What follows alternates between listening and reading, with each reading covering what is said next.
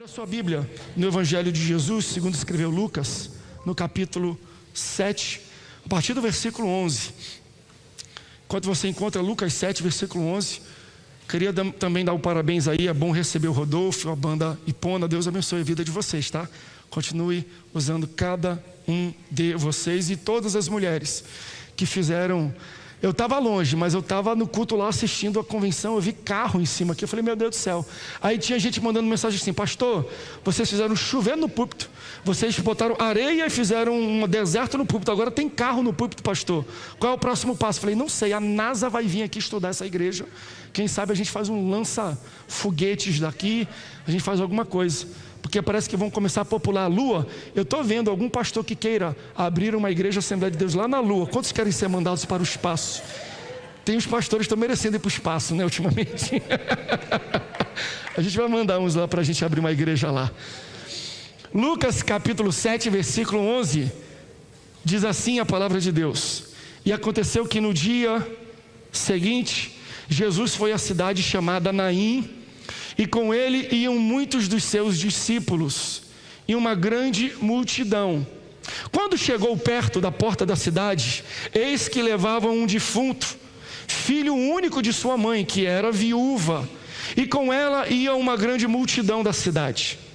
Vendo-a, o Senhor moveu-se de íntima compaixão por ela e disse-lhe, não chores. E chegando-se, tocou o esquife, e os que levavam pararam, e disse, jovem, a ti te digo, levanta-te. Acho bonito isso que Jesus, ele só precisa de uma palavra, né? Não precisa de uma pregação do pastor André, de uma música. Uma palavra do Senhor muda a nossa situação. Se você veio hoje e precisa de algum milagre, arranca de Deus uma palavra. Apenas uma palavra dele vai mudar a sua vida, porque Jesus diz assim, ó, levanta-te. E o que fora defunto assentou-se e começou a falar. E entregou a sua mãe. E de todos se apoderou o temor, e glorificavam a Deus, dizendo, um grande profeta se levantou entre nós, e Deus visitou o seu povo. Se você ama a palavra de Deus, diga, eu amo a Bíblia. Jesus, antes de ir para Naim, ele estava em Cafarnaum, onde era a sua casa.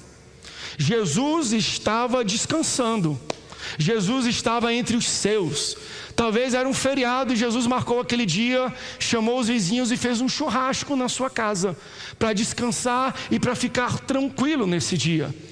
Só que Jesus sai do conforto dele, porque ele sabe que existem encontros necessários, existem pessoas que precisam ser encontradas por eles, existem pessoas que estão à beira da morte, existem pessoas que morreram em alguma área da sua vida, e Jesus sai de seu conforto e vai até uma cidade chamada Naim, a 30 quilômetros de Cafarnaum. Ele se esforça, ele anda, ele se cansa, porque ele sabe que existe um encontro esperando com ele. Antes do encontro que Jesus tem com essa viúva que tem um filho que está morto, Jesus teve um encontro com um centurião, um homem do alto escalão, que chega até ele e fala assim, eu tenho um servo que está muito enfermo, está lá em casa, não precisa ir, basta uma palavra tua, tá vendo? Já vai daqui. Jesus fala uma palavra para aquele jovem, porque basta uma palavra do Senhor para mudar a situação. Talvez você veio aqui buscar uma palavra, mas deixa eu falar uma coisa para você, se tem alguém na sua casa, se tem alguém em outra cidade que também precisa de uma palavra do Senhor, busque do Senhor essa noite uma palavra. Essa palavra alcança quem está na tua casa, essa palavra alcança alguém lá em Recife, essa palavra alcança alguém que você precisa. Vem aqui e fala, Senhor, eu quero só uma palavra tua. Ele sai de receber, de dar cura, de dar livramento para um homem do alto escalão, um homem poderoso e um homem rico, e ele vai até uma mulher que não tem nada, não tem nem esposo, e o único filho que essa mulher tem está morto. Está entendendo? Deus entra no palácio e cura, mas Deus vai no casebre e cura também, porque Deus não é Deus dos ricos, Ele é o Deus dos pobres também. Deus não é só o Deus dos poderosos, Ele é o Deus dos menos favorecidos e não tão poderosos assim. Na verdade, Deus não é o Deus de ninguém, somos somos nós que pertencemos a Ele. Assim como Ele entra numa mansão, Ele entra numa pequena casa. Assim como Ele entra num condomínio de luxo, Ele entra numa favela. Assim quando Ele entra num carro, Ele entra num avião. Nada é impossível para o nosso Deus. E hoje Ele quer entrar na tua casa e fazer um milagre na tua vida. Aleluia. Eu amo esse Deus. Não é o Deus dos mais favorecidos, Ele é o Deus de todos. Não existem barreiras para o nosso Deus. E Ele sai de Cafarnaum, anda 30 quilômetros e vai até Naim. O texto que nós lemos deixa claro isso. Junto com Jesus vai uma multidão.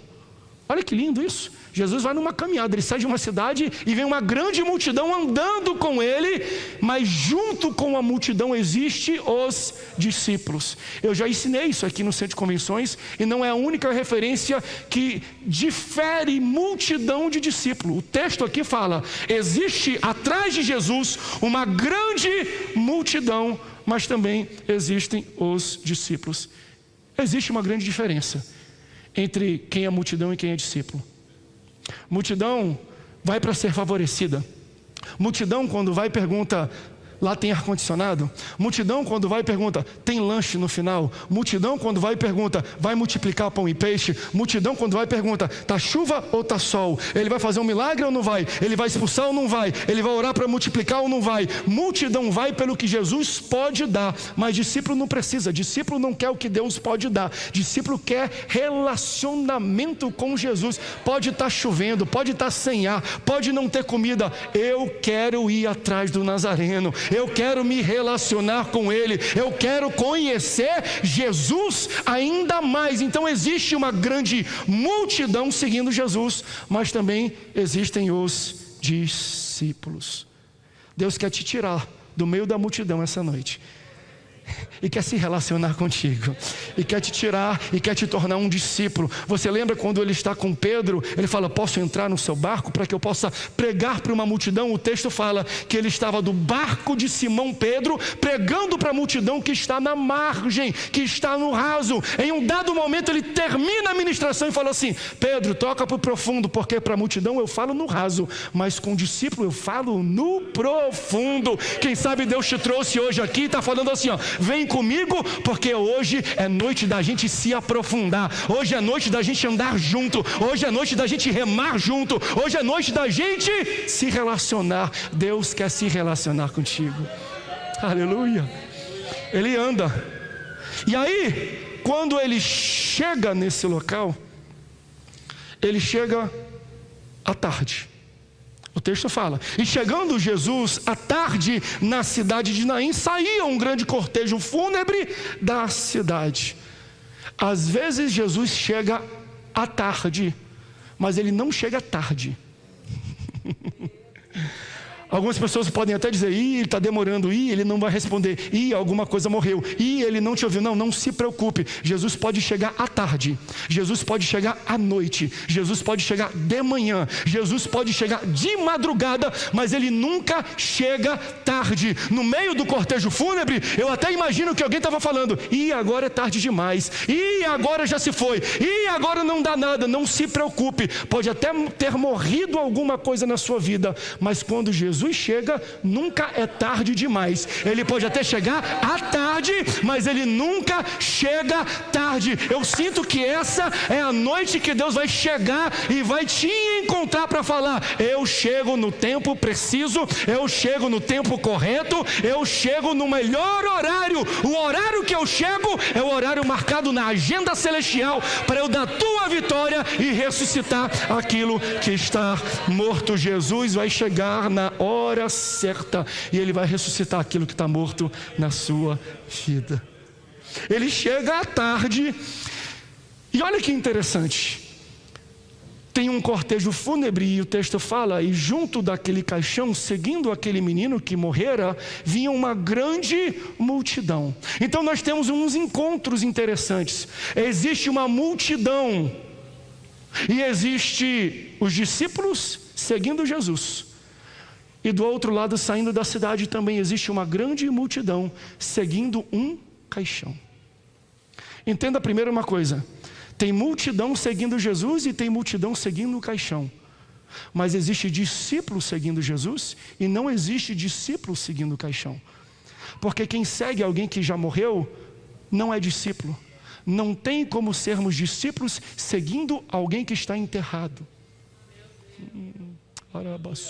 Por isso que eu louvo a Deus, que eu estou diante de uma igreja cheia de discípulos, de um Deus que não está morto, de um Deus que está vivo. Se você viajar na Índia, se você for para Meca, se você for para vários lugares, você vai perceber que existem lápides, que existem túmulos de líderes que falam assim: aqui jaz Joseph Smith, aqui jaz Allan Kardec, aqui jaz Ellen White, aqui jaz Maomé, aqui jaz Siddhartha Gautama. Mas quando você vai lá em Israel, lá em Jerusalém, você vai num túmulo que está escrito aqui, ó, ele não está aqui não, ele ressuscitou.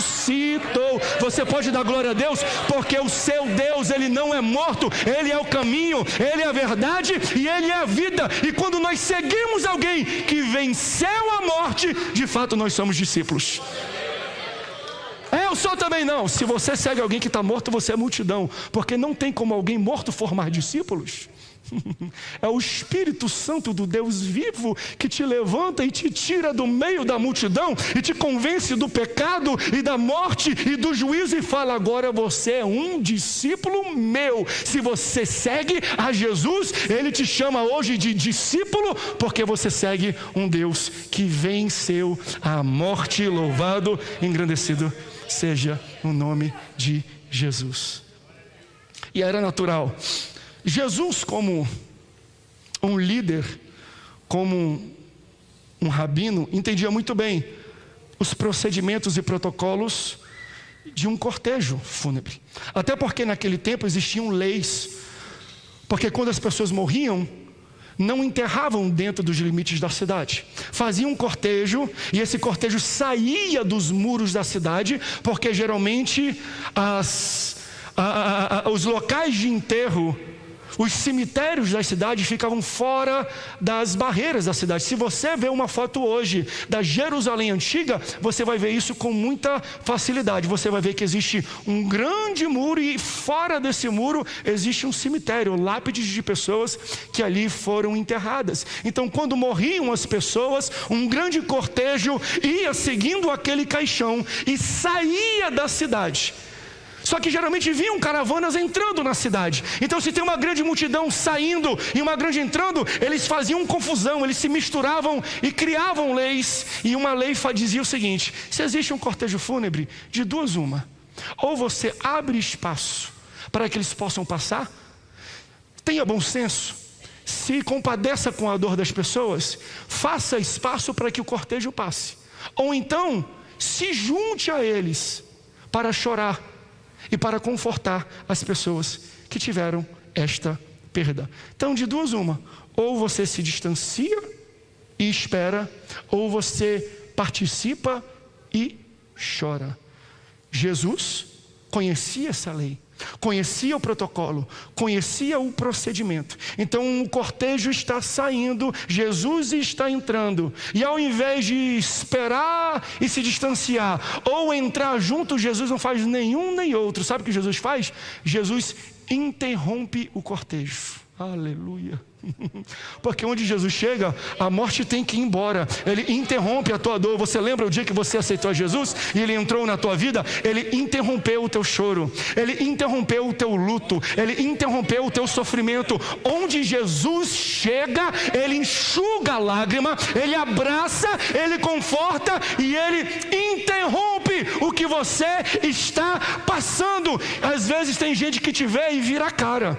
Às vezes vai ter gente que vê a tua situação e te distancia, mas Jesus não. Ele nem vira a cara, mas ele nem entra para chorar junto com você. Ele muda a tua situação. Se hoje você veio aqui comparecer esse culto e você está passando e sofrendo alguma coisa, Deus manda eu te dizer: Ele está aqui para interromper essa situação. Ele está aqui para mudar a tua sorte. Ele está aqui para tornar o teu choro em alegria. Ele está aqui para poder fazer um milagre na sua vida. E se você quer receber esse milagre, louve ao Senhor enquanto eu falo aqui, para Ele ver que você precisa da intervenção dEle. Aleluia. Os planos de Satanás contra a sua vida foram frustrados, porque Jesus interrompeu o teu cortejo. Talvez você nem saiba, mas o diabo, o inferno, intentou um acidente aqui na Dutra com você. Intentou talvez que você pegasse corona e morresse, que você comesse alguma coisa que te fizesse mal e fosse internado. Quantos livramentos Jesus e Deus já não te deu que você nem viu. Era para você estar enterrado, mas Jesus chegou na hora certa e falou: eu vou interromper os laços, as ciladas do inimigo, e não vai ter morte quando eu estou junto do meu filho. Jesus interrompeu o cortejo. Aleluia. Jesus mudou o resultado. Jesus tirou você da morte. Jesus mudou a tua sorte. Aleluia. Louvado seja o nome do Senhor. Jesus chega e ele não entra, ele interrompe. Talvez todos estavam olhando, não entendendo nada, e o texto fala que ele toca o esquife, ele toca o caixão. Aleluia. O texto, o versículo, bota para mim o versículo 14, por favor. O versículo 14 diz assim: chegando-se, tocou o esquife, e parando os que o conduziam, disse: jovem, eu te mando, levanta-te. Bota para mim para o versículo 13. E Jesus, o Senhor, compadeceu dela, ele disse: não chores. A minha versão é interessante, que ela diz assim, talvez a sua diga também assim no versículo 14. Quando Jesus chegou na porta da cidade, tocou o esquife, e eis que eles carregavam um defunto. É interessante porque a visão de Lucas é a sua e a minha visão. É uma visão humana. Porque quando ele se depara e ele relata esta situação, ele fala o seguinte: tem alguém que não respira mais ali. Tem alguém que está imóvel, tem alguém que não tem mais oxigênio nos seus pulmões, tem alguém que não tem mais vida. Então quando ele olha para um jovem que está sendo carregado em um cortejo, ele fala: eis que eles carregam um defunto. Então Lucas chama o menino, o jovem, de defunto. Mas Jesus, quando olha para o defunto, fala: não, não é defunto não, é jovem. Porque quando Jesus se depara, toca e fala assim: jovem, levanta-te. O homem olha e fala assim: está morto. Deus olha e fala: não, está dormindo. Porque você julga alguém pela situação atual. Você julga as pessoas pelo cenário que elas estão vivendo agora. Jesus não te julga pelo que você está passando. Jesus te julga pelo que Ele te fez.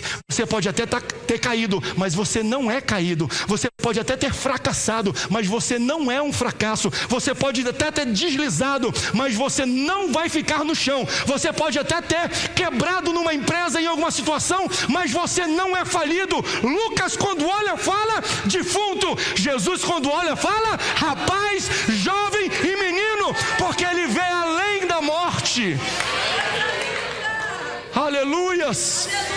Eu não sei qual a situação que você está passando, mas Deus está falando: tem vida aí, existe vida aí.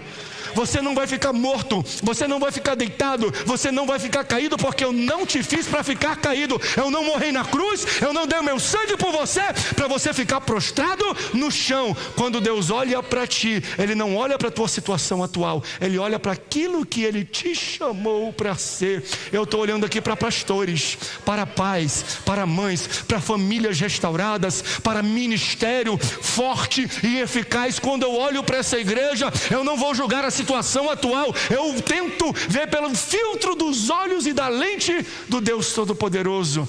A tua casa terá triunfo, o teu trabalho será triunfante, o teu ministério vai ser abençoado, aquilo que Deus colocou, o teu talento, o teu dom, Ele vai desenvolver e você vai ser uma bênção onde Deus te colocou. Deus vai tocar em alguém esta noite. Deus vai ressuscitar coisas mortas essa noite. Deus vai transformar. Até você fala: não, não dá mais não. Deus está falando: ei, foi eu que fiz. Não coloque palavras na minha boca. Lucas, você está errado. Ele não é um defunto. Ele é um rapaz. Aleluia. Aleluia. Jesus toca e Ele ressuscita. E Ele senta. O rapaz levanta. Isso aqui traz levanta uma problemática interessante e boa da gente abordar em tempos de hoje. Eu sei que isso que eu vou falar é sensível, mas é necessário da gente dizer. Porque hoje nós encontramos situações que a gente tem até medo de falar em púlpito, porque a gente acha que está ofendendo algumas pessoas. Eu lembro que tempos atrás a gente falava sobre o que chamavam, na verdade é até feio, eu acho a maneira deles terem colocado esse título, mas cura gay. Você lembra disso? Todo mundo falava de cura gay. É quando alguém que tem a opção de ser homossexual pode reverter essa opção. Então, se alguém nasceu homem e tem a opção sexual de se relacionar com outro homem, ele é homossexual. Mas se ele entende que Deus pode curar, que Deus pode mover, que Deus pode mudar, ele volta a ter desejos e comportamentos heterossexuais. Isso virou um debate muito grande e tomou a pecha o nome de cura gay, porque os grandes defensores LGBT falavam assim: é impossível. Porque se uma pessoa tem a opção de se relacionar com a pessoa do mesmo sexo, nunca vai conseguir voltar mais. Porque se ele voltar um dia a ter desejos heterossexuais, quer dizer que ele nunca foi. Em outras palavras, eles acreditam que uma pessoa que tem os atos e os desejos homossexuais nunca podem voltar a se tornar heterossexuais. Aí eu leio isso aqui, eu falo assim: meu filho, se existe ex-defunto, pode existir ex qualquer coisa. Vocês falam isso porque vocês não conhecem o poder do Evangelho de Jesus. Se Jesus toca alguém, Ele pode mudar qualquer situação. Pode ter ex-homossexual? É claro. Pode ter ex-defunto? É claro. Pode ter ex-viciado? É claro. Pode ter ex-matador? É claro. Pode ter ex-bruxo? É claro. Pode ter ex-morto? É claro. Pode ter ex-qualquer coisa. Se Deus ressuscita um morto, o que é impossível para o nosso Deus? O que é impossível para esse Deus? A gente tem que conhecer, a gente tem que ler mais a Bíblia, né? Que a gente fala: não, agora não dá não. Ih, não tem solução não, até como pastores. E aqui tem muitos. A gente se depara com cada caso, a gente fala: isso aqui não dá em nada não. Isso aqui não tem jeito não. Pastor, vai ler a Bíblia. Quem está morto ressuscita. Se pode existir ex-defunto, o que é impossível para Deus? O que Ele não pode fazer? O que Ele não pode mudar? O que Ele não pode transformar? O que Ele não pode fazer na tua casa, com os teus filhos? Mas pastor, não tem mais solução para os meus filhos, para o meu marido? Tem solução, porque aquele que ressuscita morto está aqui esta noite, e Ele quer entrar na tua casa, e Ele quer transformar a tua vida. Jesus toca e fala: levanta-te, uma palavra. É que nem quando Ele falou para Pedro, Ele falou: Senhor, se é Tu mesmo andando sobre as águas, me faz andar contigo. O que Jesus diz? Vem. Ele não prega, Ele não canta, uma palavra. No final do culto a gente vai cantar aqui com as irmãs, mas eu quero que você louve bem alto, porque se Deus der uma palavra para a tua vida, já está resolvido. Se Ele dizer vem, você pode pisar. Se Ele falar levanta-te, levanta-te. Por quê? Porque existe poder naquilo que sai da boca de Jesus. Porque quando Jesus fala alguma coisa para a gente, Ele não depende da nossa circunstância, não depende da nossa fé, Ele não depende do nosso músculo. Essa que é a grande questão. A gente acha que o poder de Deus está limitado às nossas condições. Não. Quando Deus abre a boca e dá uma palavra para a tua vida, a própria palavra já vem encharcada de poder para que ela mesma se realize. Você está entendendo? Ele coloca uma autorrealização dentro da palavra dele. Basta você acreditar naquilo que Ele disse. Ele falou: pisa, meu irmão. Ele falou: assina o contrato. Ele falou: compra. Ele falou: vende. Ele falou: entra. Ele falou: sai. Basta uma palavra do teu Deus. Uma palavra. Ah, mas pastor, eu senti que Deus falou uma palavra para mim, mas eu quis confirmação. Não precisa não. Aí eu fui para o monte, aí eu fui para o profeta. Nada contra, vai atrás, vai tu. Mas ei, não perde tempo não. É só uma. Por que Deus tem que falar 10 vezes contigo? Deus já tem uma palavra a teu respeito? Quantos já ouviram a voz de Deus? Quantos já receberam aqui obedece, pisa, que a água se torna chão. Levanta, porque aquele que era caixão vai se tornar um banco, uma cama. Levanta, porque a maca que entrou te carregando, como diz a minha esposa, você vai sair desse local carregando aquilo que te carregava. Você vai colocar a maca debaixo dos seus braços e você vai sair daquele local. Jesus falou: levanta-te, e o jovem levanta e senta. E o jovem começa a falar. Falar o que, pastor? Não sei. A Bíblia não relata. A Bíblia só fala que ele fala. Mas vamos tentar se colocar no lugar desse jovem? Você morreu. Você não lembra talvez dos últimos 3, 4, não sei quantos dias ficava um corpo sendo preparado. Não era aqui que nem no Brasil, que no outro dia coloca. Não, eles se limpavam, colocaram óleos, especiarias, fazia uma tradição, toda uma liturgia, depois que levavam ao cortejo para o enterro. Então muitos dias se passaram quando aquele rapaz tem um encontro com Jesus. Aí ele levanta e começa a falar. Você imagina? Você levantar, aí daqui a pouco você vê uma multidão de um lado, uma multidão de outro, todo mundo espantado olhando para você. Aí você vê que você está sentado em um caixão, sendo levado para ser enterrado. Aí alguém chega no seu ouvido e fala: ei, está vendo este homem aqui?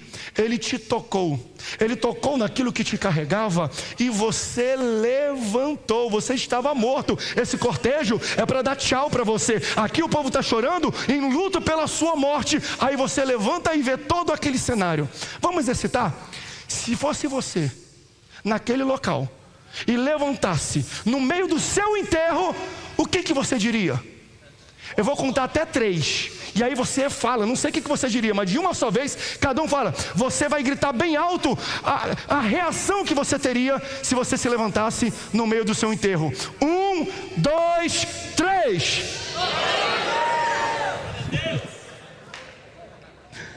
Rapaz, tem gente que ficou calado, mas está sendo certo, tem gente calada mesmo. Eu ia levantar, pastor, ia falar: vamos para EBD. Mas eu acho que foi mais ou menos isso.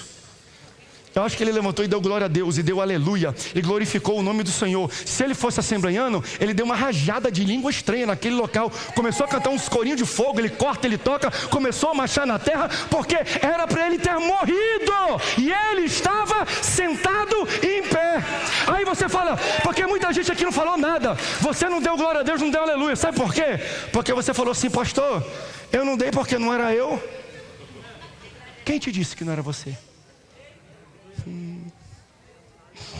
Essa é a nossa história. Nós cantamos aqui no início: era eu, condenado era eu, ele se... O que é a letra? Ele... Canta isso. Meu lugar, hoje eu tenho vida. Sobe aqui o grupo de louvor. Toma aqui que eu já estou terminando. Essa é a minha e a sua história. No dia que você aceitou a Jesus aqui, talvez você não viu no mundo físico, mas no mundo espiritual, você estava morto. Aí ele chegou perto de você e ele te tocou. Tocou-me Jesus, tocou-me de paz, ele encheu o meu coração, ele te fez levantar, ele ressuscitou o teu espírito, ele te deu sopro de vida, ele ativou o espírito que existe, que estava morto em você, e agora reviveu. Você vai para o céu. É por isso que você deveria ter dado um glória a Deus. Se você não deu daquela vez, eu vou contar até 3. Dá um glória a Deus agora. 1, 2, 3. Glória a Deus porque Ele te ressuscitou. Glória a Deus porque Ele te levantou. Glória a Deus porque Ele te tocou. Glória a Deus porque Ele mudou a sua vida. Você pode ficar de pé comigo, por favor, nesse momento, louvando ao Senhor. Louva ao Senhor. Fica de pé, reaviva. Deus está reavivando. Deus manda dizer para algumas mulheres: cadê? O coral de mulheres vai cantar agora? Vocês cantam junto com elas. Eu quero que o coral de mulheres cante. Por quê? Porque aqui é Jesus encontrando uma mãe que era viúva e agora se torna órfã do filho. Ela já não tinha um marido e agora ela perde o filho.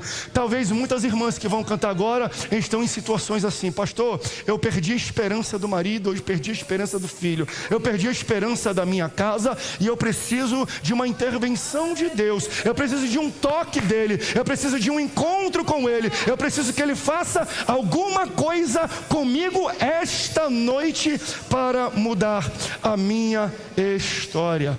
A verdade da nossa vida é que era para a gente estar enterrado, era para a gente estar morto, era para a gente estar acabado, mas Jesus foi ao nosso encontro.